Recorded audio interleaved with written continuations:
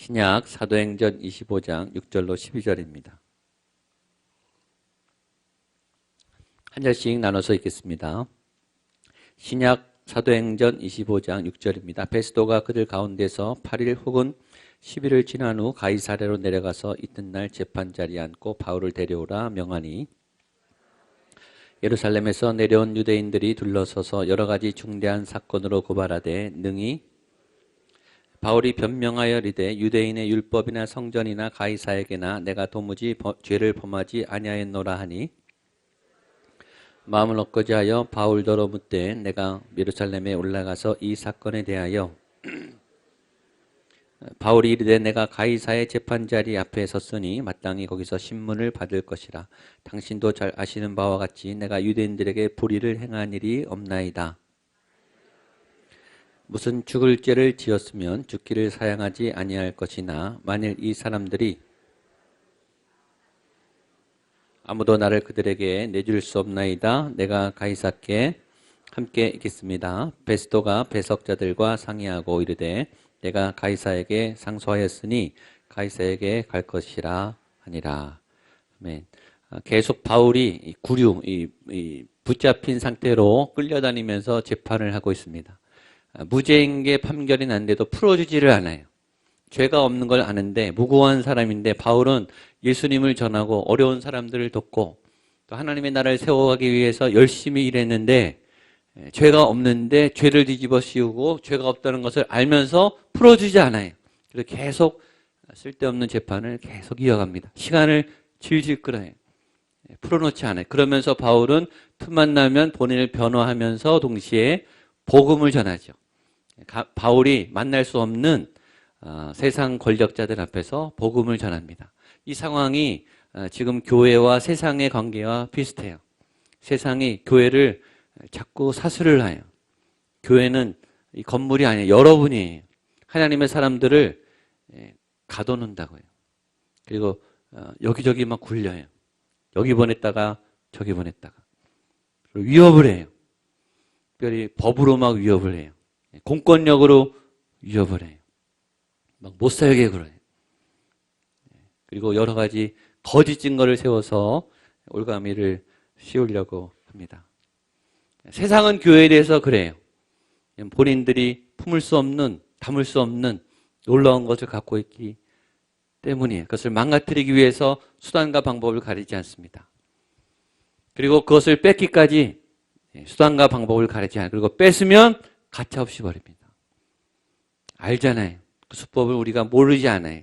그러나 우리는 당해요. 위협 때문에 당하고 또 속아서 당하고 또 여러 가지 상황 때문에 우리가 불리할 마음을 갖고 또 두려워 떨면은 무너지게 됩니다. 바울이 계속 재판을 당하는데 그러나 바울은 꿈쩍없이 잘 버텨요.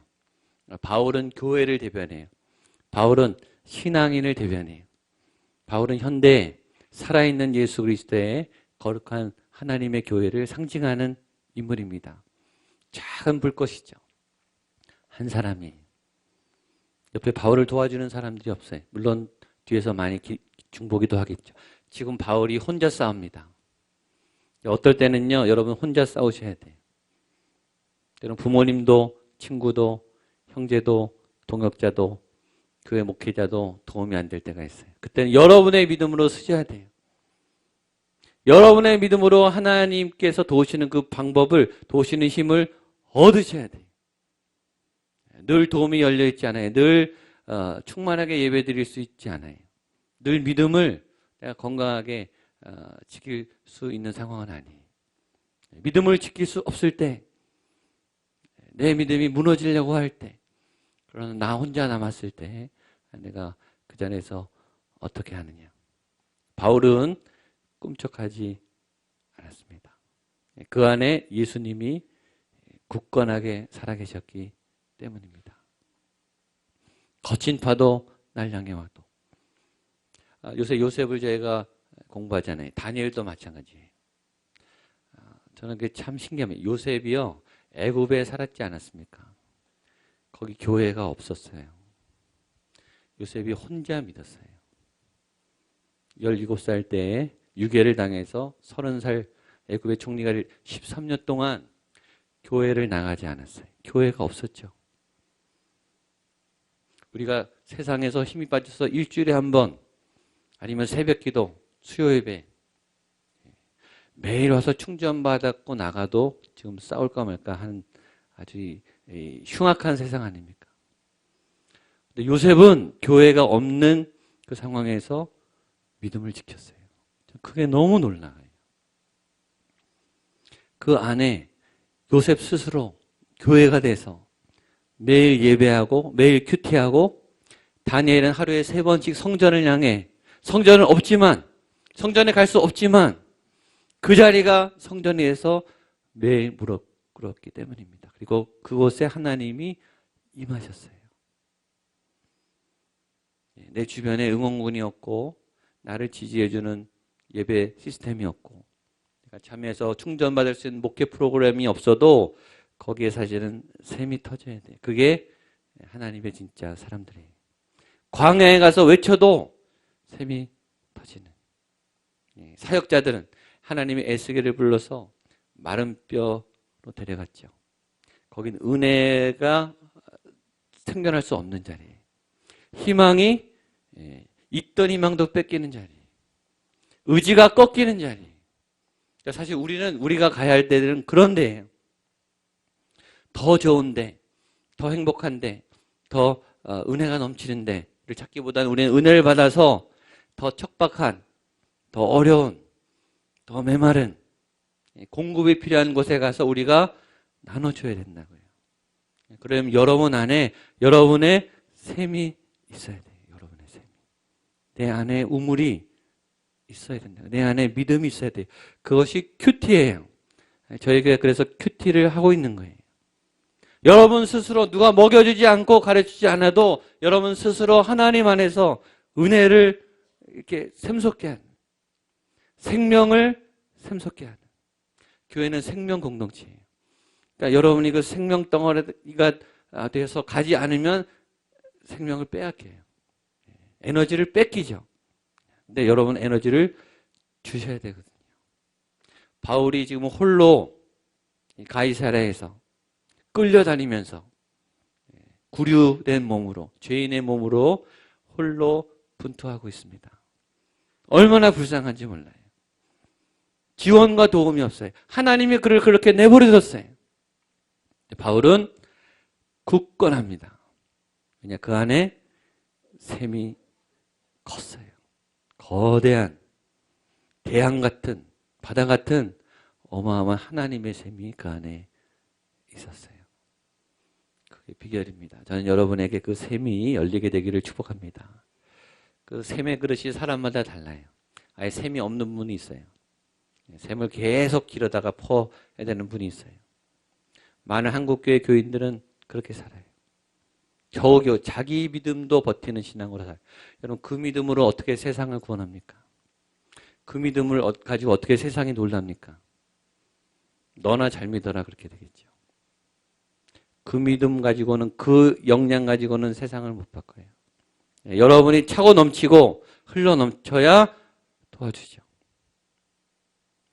내가 돈이 있어야 도와주죠. 내가 힘이 있어야 도와주죠. 지식이 있어야 가르쳐주죠. 내 안에 샘이 없는데, 내 안에 구원이 없는데, 내 안에 죄를 이길 힘이, 나도 지금 죄 때문에 헤매는데 무슨 누구를 도와주겠어요? 내가 죄를 극복하지 못했는데, 내가 상처를 극복하지 못했는데 어떻게 다른 사람의 상처를 도와주겠어요? 내 안에 나를 극복하는 내 경험을, 내 지식을, 내 습관을 이기는 내 안에 하나님의 샘이 넘쳐야 돼요. 여러분들이 그 샘을 얻게 되기를 축복합니다. 그래서 큐티를 하셔야 돼요. 새벽 기도 나오는 거랑 큐티는 달라요. 큐티는 여러분의 말씀을 여러분이 캐내셔야 돼요. 말씀 안에서. 한 사람이라도, 한 문장이라도 그 샘이 열리면요, 이게 얼마나 충만한, 큰 집회 가서, 대형 집회 가서 충만한 것만큼 충만해요. 혼자서 하나님하고 1대1로 큐티하다가도 내 안에 샘이 이렇게 차고 흘러 넘친다고요. 여러분의 샘이 흘러 넘쳐야 그 가정이 덮여요. 제가 신방할 때마다 늘 기도합니다. 주님, 이 가정에 샘이 터지게 해주십시오. 구석구석. 제가 가정 신방하면 구석구석 찬양하면서 막 선포해. 저 안방, 건너방, 마루, 화장실. 하나님의 영이 하나님 이 가정을 꽉 채워 주십시오. 이곳에 하나님의 샘이 터지게 해 주십시오. 이 가족들도 살아나고 이 곳에 오는 모든 분들도 살아나게 해 주십시오. 우물물아 솟아나라. 하나님의 샘아 터져라. 이건 생명샘이에요. 사람을 살리는 생명샘. 바울이 그렇게 버틸 수 있었던 이유는 그 샘이 철철 흘러넘쳤기 때문입니다. 그 샘이 넘치면 두렵지가 않아요. 하나님이 계신데 왜 두려워요? 이론상 하나님을 믿으면 두려울 게 없어져야 돼요. 근데 왜 우리는 두려울까요? 왜 우리는 벌벌 떨까요? 왜 우리는 자그마한 손에도 견딜 수가 없을까요? 왜 우리는 열등감에 빠집니까? 하나님을 믿는데 그 샘이 말랐기 때문이에요. 여러분 안에 샘을 찾으세요. 좋은 말씀, 좋은 집회, 좋은 세미나 찾아다니는 것도 중요하지만 여러분의 샘을 스스로 파는 훈련을 하셔야 돼요. 그래야 바울처럼 혼자 있을 때 견딜 수 있습니다. 혼자 있을 때 이기셔야 돼요. 요셉도 혼자 싸우고 있어요. 바울도 혼자 싸우고 있어요. 다니엘도 혼자 싸웠어요. 영적 거장들은 홀로 싸웠어요. 그러나 혼자가 아니고 예수님이 가까이 계셨어요. 옆에 분에게 당신은 혼자가 아닙니다. 네. 당신 옆에 예수님이 함께 하십니다. 힘을 내십시오. 네. 두려워하지 마십시오. 담대하십시오. 우리 주일 저녁에 강하고 담대하십시오. 네. 하나님 여호수아에게 계속 말한 거예요. 너 백성들 보지 말고 너를 노리고 있는 주변에 경쟁자들 보지 말고 네가 싸워야 될 저 가난한 사람 보지 말고 너는 말씀만 묵상해라. 너는 하나님만 따라가라. 여호수아야 강하고 담대하라. 여러분 강하고 담대하게 되기를 축복합니다. 우리 6절 말씀을 같이 보겠습니다. 시작. 페스도가 그들 가운데에서 8일 혹은 10일을 지낸 후 가이사랴로 내려가서 이튿날 재판 자리에 앉고 바울을 데려라 명하니 하여튼 복잡한데 페스도가 새로 임명된 총독입니다. 총독이 되자마자 바울을 재판한다는 거예요. 뜻은. 그러니까 탑니다. 총독이 부임하자마자 여러분이 리더라면 어디 장이 됐어요. 어디 뭐 반장이 됐든지 회장이 됐는데 회장이 됐으면 다 이제 구경하고 있잖아요. 저 사람 어떻게 통치하나, 저 사람의 리더십이 뭐나 구경하죠. 그래서 첫 케이스를 잘해야 되는 거예요. 첫 케이스가 굉장히 중요해요. 이 사람의 리더십이 인정받느냐 못 받느냐가 중요하게 달렸기 때문에 굉장히 중요한 케이스를 다루는데 베스도는 그래서 바울을 불렀다는 거예요. 그만큼 유대 당시에 이 바울의 이 사건이 큰 이슈인 거예요. 이 문제를 어떻게 해결하느냐에 따라서 이 총독의 권위와 리더십과 앞으로의 정치 생명이 달려있는 거예요. 그러니까 베스도는 정치적인 목적으로 재판을 부르는 거예요. 바울이 옳으냐, 바울이 선하냐, 바울이 진리를 갖고 있느냐, 바울이 범죄자냐 관심이 없어요. 이 문제를 해결해서 내 입지를 세우겠다 이거죠. 이게 정치예요. 옳고 그름에 관계없어요. 내가 정권을 잡느냐, 내가 자리를 오래 가느냐, 나에게 유익하냐, 나에게 유리하냐, 불리하냐. 이용하는 거죠. 이용하는 거예요. 진리는 관심이 없어요. 교회를 나오는데 나에게 유리하냐, 불리하냐, 나에게 좋은 거냐, 안 좋은 거냐. 예수님은 관심이 없어요. 득이 되면 오는 거예요. 똑같은 거죠. 신앙이 없는 거예요. 교회는 오지만 열심히 다니지만 사역도 열심히 하고 시키는 거 열심히 하는데 관심은 나에게 좋으냐 해로우냐, 내 자리를 유지할 수 있느냐 없느냐. 정치하는 거죠. 그렇지 않습니다. 바울은 중심에 서 있습니다. 굉장히 중요한 이슈였다는 거죠. 7절 보겠습니다. 시작. 그가 나오매 예루살렘에서 내려온 유대인들이 둘러서서 여러 가지 중대한 사건으로 고발하되 능히 증거를 대지 못한지라. 바울은 혼자고 지금 바울을 고발하는 사람은 지금 수십 명이, 뒤에는 수만 명이 있어요. 두렵죠. 그죠? 베스도도 바울 편이 아니에요. 재판장도 바울 편이 아니고 그를 고발한 수십 명의 사람과 수만이 지금 뒤에 있고 바울은 혼자 있는데 얼마나 위협적인 상황입니까? 다 나를 적대시해요. 다 나를 지금 죽이려고 잡아먹으려고 다 하고 있는데 막상 정체 그 진가를 들여다봤더니 증거는 하나도 없었다는 거예요. 이게 사단이 잘 쓰는 작전이 이게 거짓 위협이에요. 뭔가 굉장히 힘을 써서 압박을 주고 정치적인 힘을 쓰고 군대를 동원하고 사람을 동원해서 다수결로 막 대중을 선동해서 우리를 굉장히 위협을 해요. 우리를 막 밀어내고 우리의 막 목을 조여오는데 정작 진실을 들어가 보면 아무것도 없는 거예요. 허당이. 가짜 위협이죠. 가짜 위협. 대부분의 두려움은 가짜가 많습니다. 알고 나면 안 무서운데 몰라서 무서워요. 정작 정체를 보면 증거는 하나도 없는 거예요. 이 사람들의 힘은 하나도 없는 거예요. 사람보다 하나님이 더 강하신 줄로 믿으십시오. 여러분이 두려워하는 그 두려움의 실체를 보세요. 정말 두려워할 대상인가? 성경에서 말하죠. 정말 너희는 하나님을 두려워해야 된다. 다른 거 두려워하지 말고 하나님을 두려워해라. 하나님을 두려워하게 되기를 축복합니다. 거짓 두려움으로부터 놓이게 되기를 축복합니다. 8절로 10절입니다. 시작. 바울이 변명하여 이르되 유대인의 율법이나 성전이나 가이사에게 내가 도무지 죄를 범하지 아니하였노라 하니 베스도가 유대인의 마음을 얻고자 하여 바울더러 묻되 내가 예루살렘에 올라가서 이 사건에 대하여 내 앞에서 신문을 받으려느냐.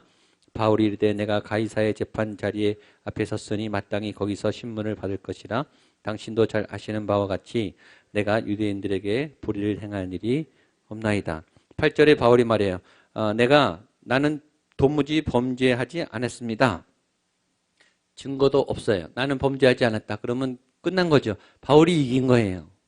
증거가 없어요. 그리고 나는 결백하다라고 자백했으면 끝난 거예요. 진리가 입을 열 때, 진실이 입을 열 때, 가짜가 제일 두려워해요. 진실이 밝혀질 때, 거짓말한 사람이 제일 두려운 거예요. 거짓말하지 마세요. 헛소문이 드러나면 망신당해요. 확인하지 않고 근거 없는 말을 하지 마세요. 진실이 드러나면 창피해져요.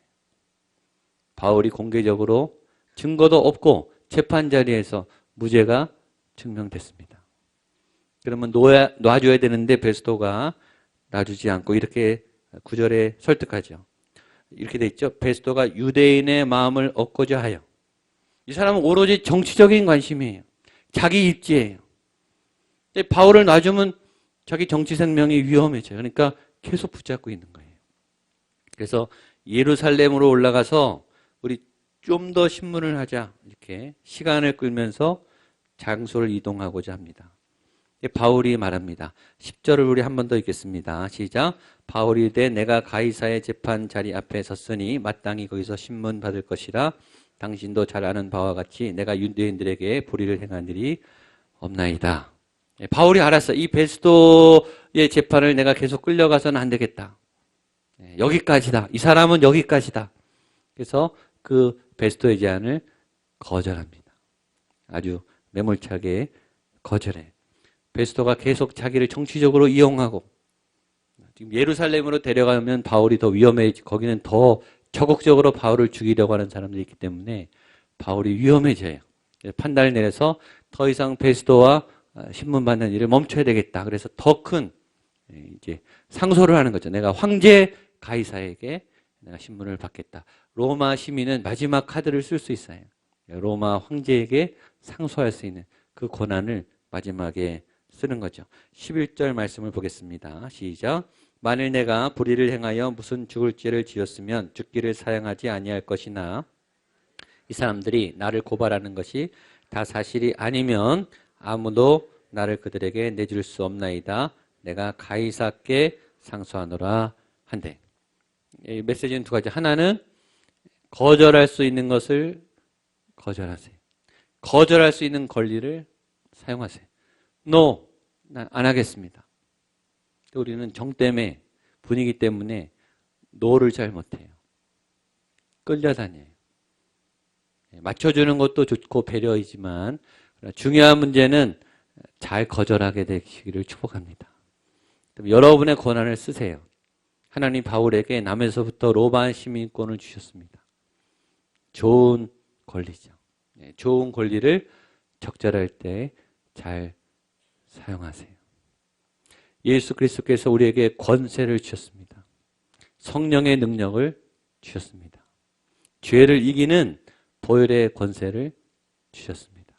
사람을 구원시킬 수 있는, 우리가 구원자는 아니지만 구원을 안내해 줄 수 있는, 구원을 소개해 줄 수 있는, 구원이란 죄를 이기는 힘이라 그랬어요. 더 이상 죄를 짓지 않아도 되는 그 방법의 통로를 열어주셨어요. 하나님의 자녀가 되는 권세를 주셨어요. 여러분, 하나님의 자녀인 줄로 믿습니다. 하나님의 자녀는 하나님의 권세를 쓸 수 있어요. 성령의 능력을 사용할 수 있습니다. 그것을 선한 일에 바르게 사용하게 되기를 축복합니다. 그 권세를 쓰는 거에 내가 가이사를 만나겠습니다. 내가 이 권세를 쓰겠습니다. 하나님이 주신 나의 올바른 권리를 정당하게 행사하겠습니다. 여러분, 지지 마시고 양보하지 마시고 여러분의 권세를, 권리를 잘 사용하게 되기를 축복합니다. 12절입니다. 시작. 베스도가 배석자들과 상의하고 이르되 사에게 상소하였으니 가이사에게 갈 것이라 하니라. 권리를 쓰니까 꼼짝없는 거예요. 베스도도 더 이상 얽히면은 자기가 불리하니까 증거가 없거든요. 그러니까 베스도는 이제 떠맡게 더 이상 바울을 이용하지 못하겠다 하니까 떠맡게 책임을 회피하죠. 세상은 그래요. 도움이 될 것 같으면 잘 이용하고 잘 달래고 도움이 안 되면 가차없이 버리죠. 그러나 이 일을 통해서 하나님은 바울을 한 번 더 보호하십니다.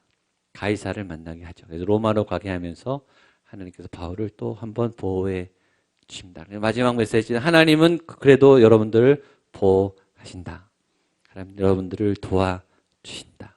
권리를 통해서 또 정치적인 그런 욕망의 그런 사람들의 결정을 통해서 세상의 법을 통해서 여러 상황을 통해서 하나님이 여러분들을 반드시 도와주시고 보호해 주시고 지켜주신 줄로 믿습니다. 아멘. 그 은혜를 찬양하겠습니다. 자리에 일어나셔서 우리 6월절